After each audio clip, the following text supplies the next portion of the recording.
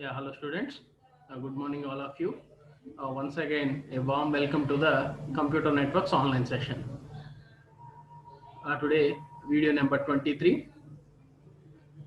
This video covers the overview of unit number 3. Why? Because with the last video, we successfully completed unit number 3. So mostly all the topics we covered in the unit number 3. So some of the topics also related to the unit number 2. So with the last video, we successfully completed second part of unit number 3 and along with the second part of unit number 2 also. So up to now we covered 3 units: unit number 1, unit number 2 and unit number 3. Unit number 1 is the introduction part to the networks. There we covered the important topics like topologies, LAN, WAN, MAN, and OSI reference model, and TCP IP reference model. The difference between OSI and TCP reference models, that's what we covered there in the unit number 1. When coming to the unit number 2, from the unit number 2 onwards, every unit is a one layer in the OSI reference model. So the unit number 2 is some part of unit number 2 is physical layer, and a bit of some part in the unit number 2 is data link layer. So we completely covered physical layer as the unit number 2 in the previous videos. So there in the physical layer, we discussed guided and unguided transmission mediums. And in the guided transmission medium, we discussed different type of cables. In the unguided transmission medium, we covered some of the FDMA, TDMA, CDMA concepts there in the physical layer. Now, moving to the data link layer. So here in the data link layer, unit number 3. So data link layer is the unit number 3. So here in the data link layer, so again data link layer also subdivided into two parts. So data link layer is two parts. That is LLC and MAC.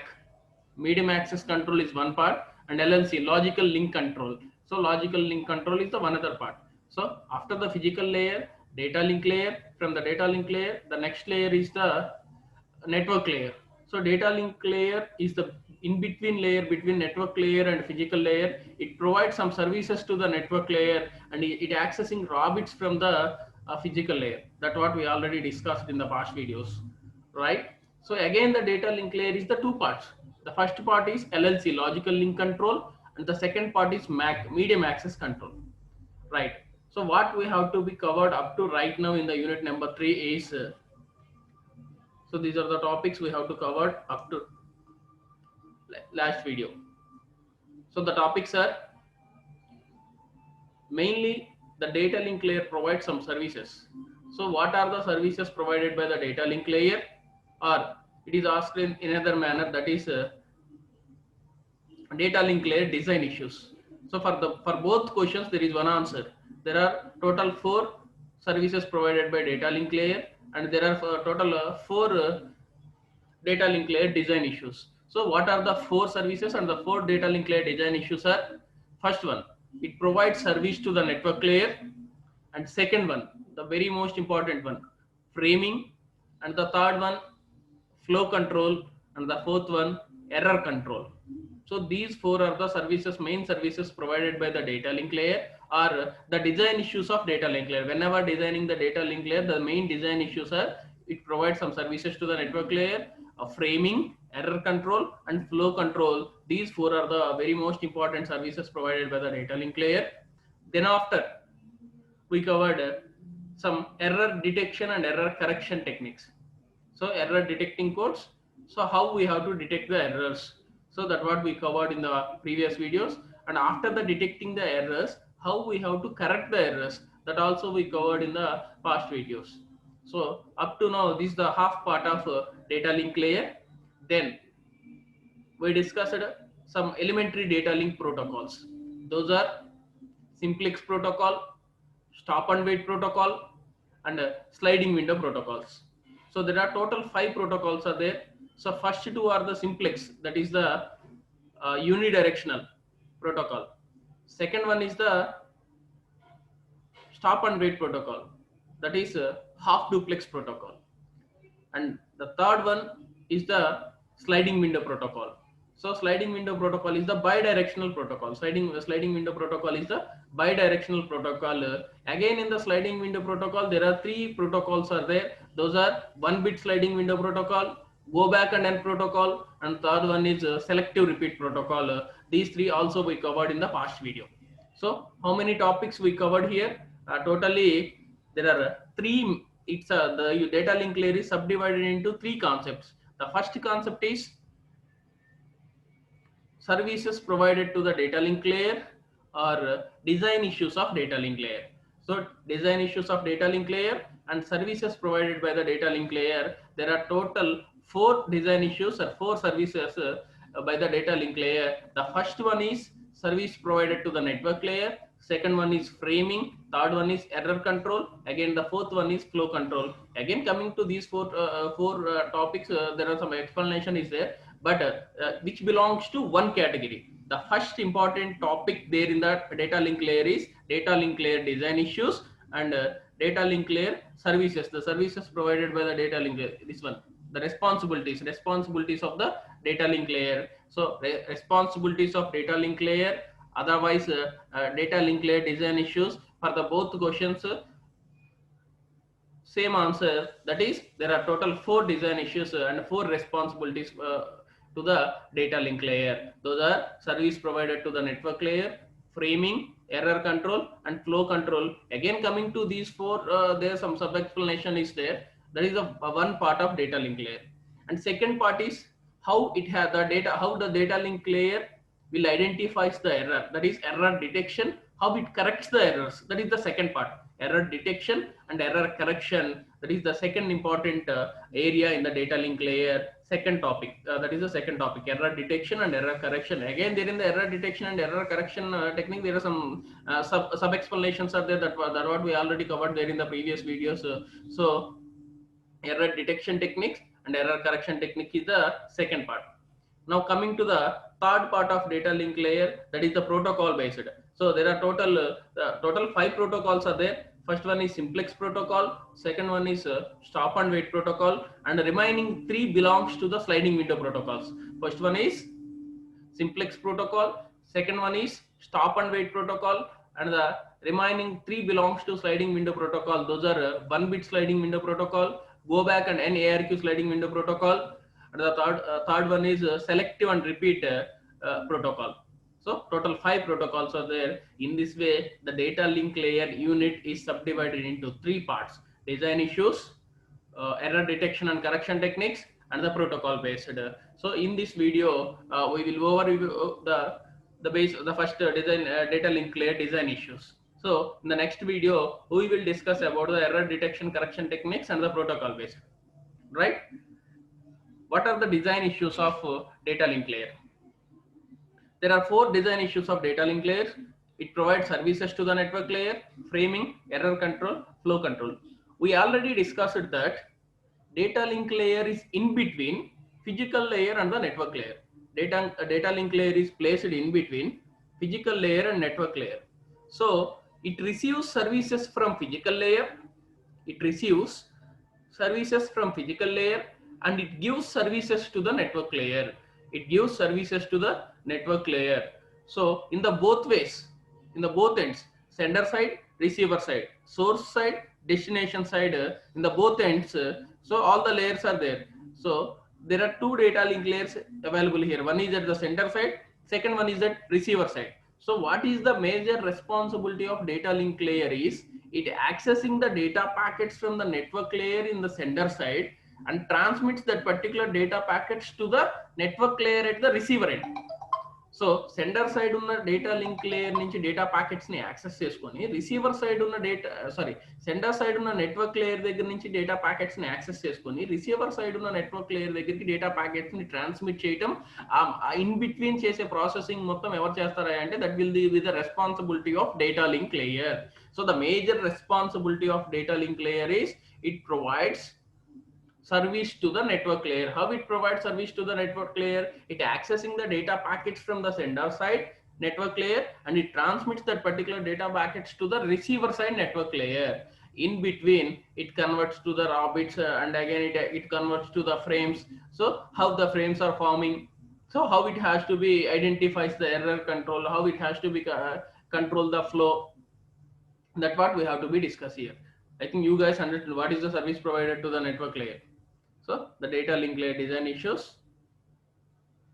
service provided to the network layer. So it provides so many services to the network layer. It provides so many services to the network layer, but the common services provided, sir, the common services provided for any system is there are three reasonable possibilities that are commonly provided are unacknowledged connectionless service, acknowledged connectionless service, and acknowledged connection oriented service. So these three are the common services provided to every system by the data link layer. So the data link layer can be designed to offer various services, but the actual services offered can vary from system to system. There are three reasonable possibilities that are commonly provided are unacknowledged connectionless service, acknowledged connectionless service, and acknowledged connection oriented service.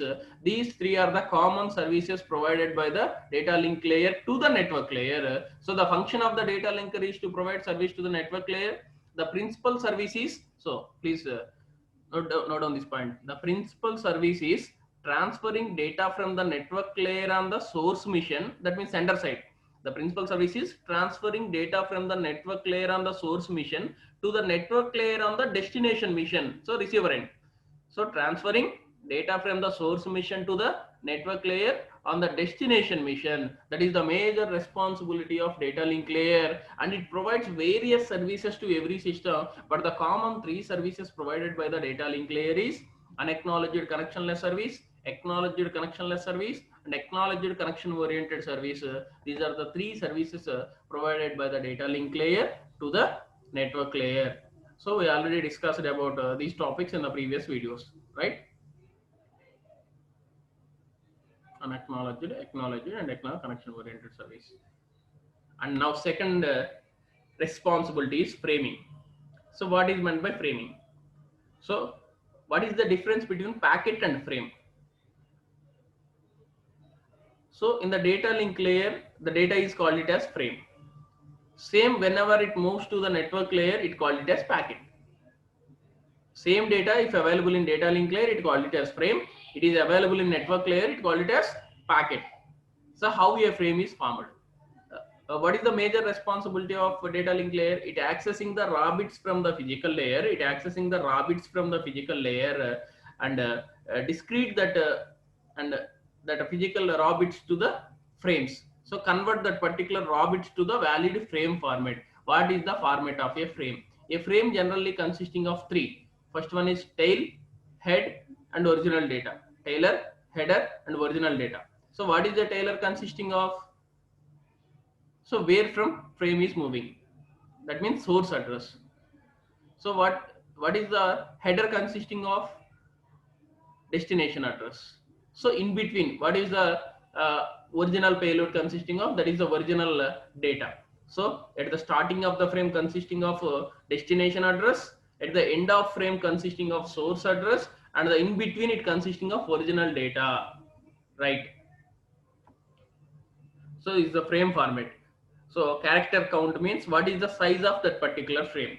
So different characters we have to be placed in frame. So the initial character count represents the frame size. So here it is the 5. That means the frame size is 5. So here is 5. So frame size, frame 2 size is 5. 8. Frame 3 size, frame 3 consisting of 8 characters. So here also 8. That means frame 4 also consisting of 8 characters. So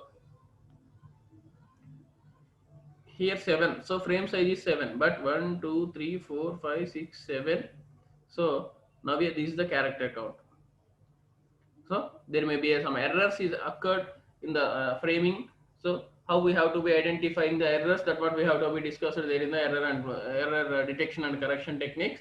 So what is the original frame consisting of? Frame consisting of source address, destination address, and original data. How we have to set a frames? For that purpose, we are using a concept called stuffing. So there are two stuffing methods are there. One is character stuffing. Second one is bit stuffing. First one is character stuffing. Second one is bit stuffing. So what happened there in the character stuffing is along with the original data, along with the original data, we are adding two texts, that is DLE STX and DLE ETX. So DLE STX means start of text, DLE ETX means end of text. Whenever the receiver receives DLE start STX, from there onwards they counts the original data. Whenever they receives DLE ETX, it means with that the frame is ended. The starting of the frame will represented with DLE STX and ending of the frame is represented with DLE ETX. So along with the original data, these characters are added to the frame. So that is character stuffing. So there in the character stuffing, we are adding some additional characters to the data, original data. So DLE, STX, this is the original data, A, DLE, B, DLE. Sorry. A, B, DLE, DE, DLE. This is the original data, A, B, DLE, DE, DLE. So actually what we have to add is DLE, ETX and DLE, STX to the original data. So DLE, STX, A, B, DLE, this is the stuffed character.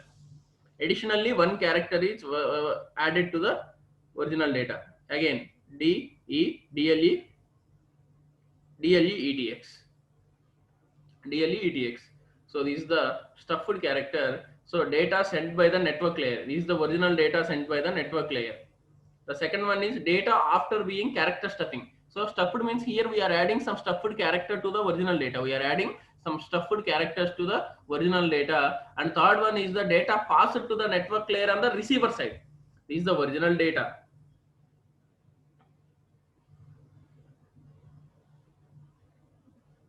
So A, DLE, B. This is the original data. A, DLE, B.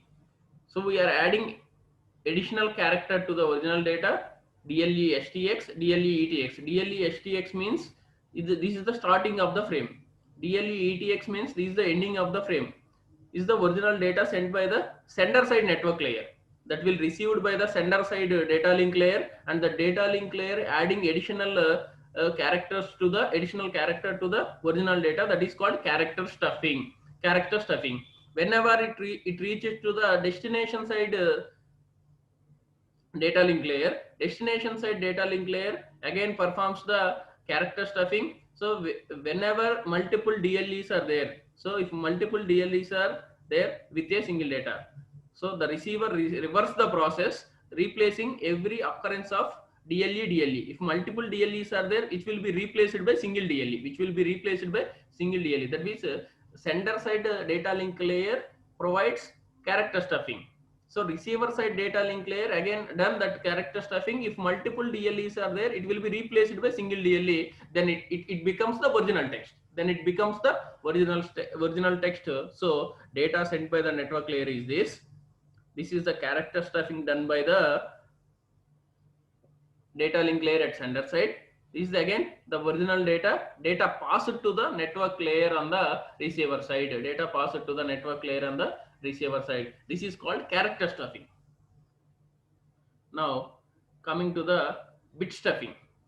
So what happened there in bit stuffing? If we have to be transmitting the characters, we are performing character stuffing. The data link layer, we means data link layer. Data link layer performing character stuffing. If we have to be transmitting bits from network layer of sender side to network layer of receiver side, if network layer from the sender side sending a packet which consisting of a bits. So what happened there? So if the data link layer receives the data from the network layer, if in that packet 5 continuous ones are there, 5 continuous ones like this, 1 2 3 4 5, if 5 continuous ones are there, immediately a bit 0 is added after 5 ones. That is called shifted bit. After 5 continuous ones, a 0 is added. That is called shifted bit. So what happened there in the sender side? Sender side data link layer accessing the data packet from the network layer, then performing a bit stuffing. So what is meant by bit stuffing here? So if 5 continuous ones are there, immediately a 0 is added after the 5 ones. That is bit stuffing by the sender side data link layer. Whenever the data moves to the receiver side, the data link layer at the receiver side removes that particular 0. If after 5 ones a 0 is there, that 0 is immediately removed by the receiver side data link layer. Now the original bits are moving to the network layer at receiver side. Network layer at receiver side. For example, this is the example 0 triple one triple one one. This is the character 1. 0 triple one double one 0. This is the character 2. On the line we will send 0 triple one triple one 0. 0 triple one triple one. So after 5 ones 1 2 3 4 5 0 is added. That is in the character 1. After 5 ones 0 is added in the character 2. So this is the some duplicate frames what we have to be adding. So start off for starting purpose and ending purpose.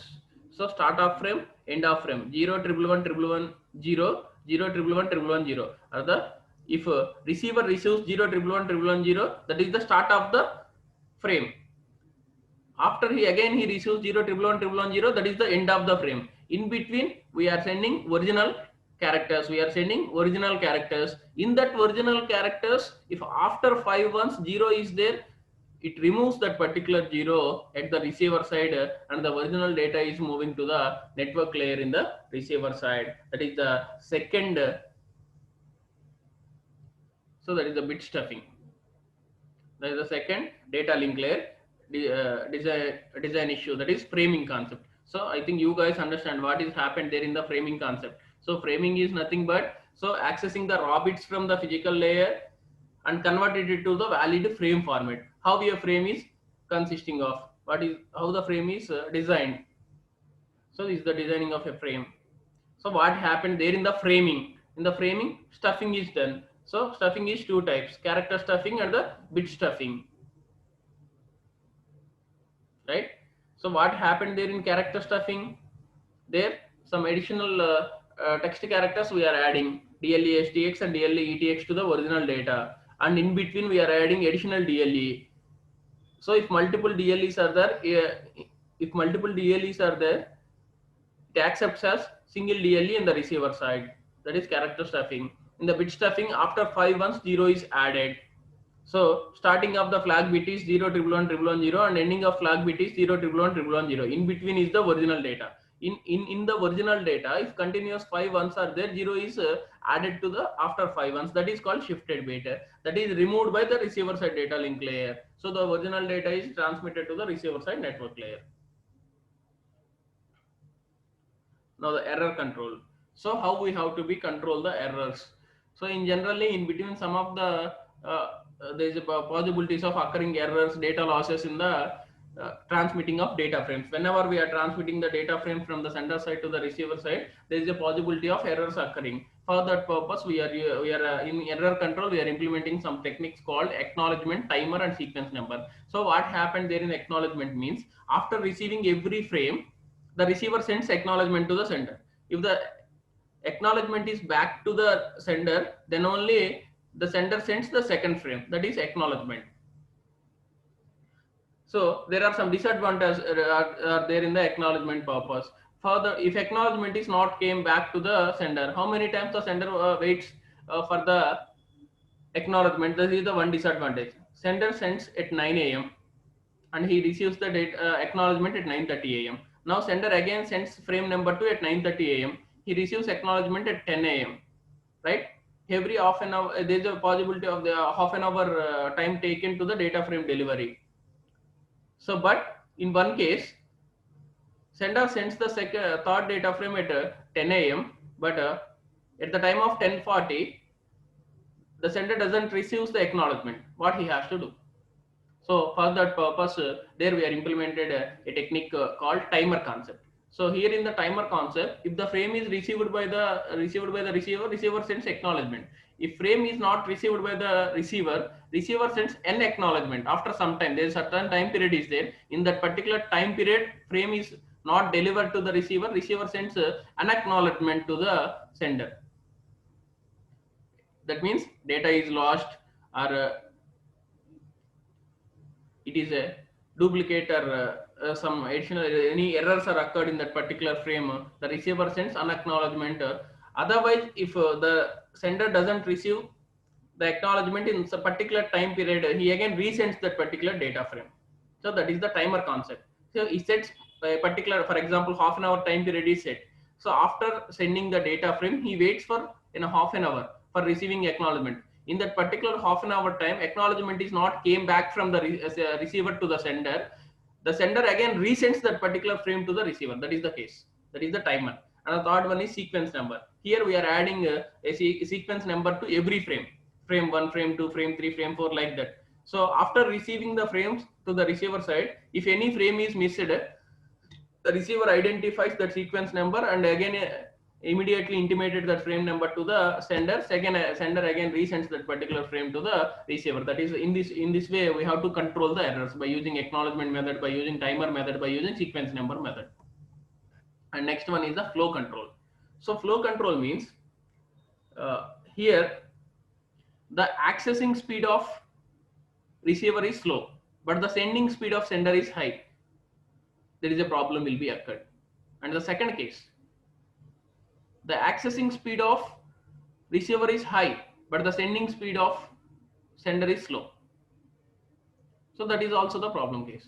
If sender sends 4 frames per a second, but the receiver only receives 2 frames per a second, that is the drawback. And second one, receiver receives 4, receiver capacity is per second he receives 4 frames per a second, but the sender capacity is only 2 frames per a second.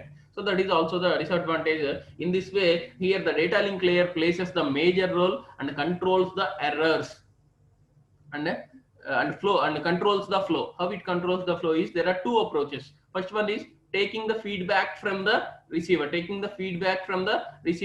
and the second one is rate based flow. Rate based flow means the control is arranged at the sender. Only per second this much of frames has to be sent by the sender to the receiver. Inbuilt mechanism. There is an inbuilt mechanism is arranged there at the sender side. One is feedback based. So it asks the receiver how many frames you can receive per second. That will be intimated to the sender, and sender sends only that much of frames per a second. The second one is uh, inbuilt mechanism is implemented at the sender side. In this way, we have to be control the flow of frames. These four are the major design issues of data link layer, right? And this is a half part of unit number 3. In the next overview video, we will discuss about the error correction detection techniques and along with the some protocols.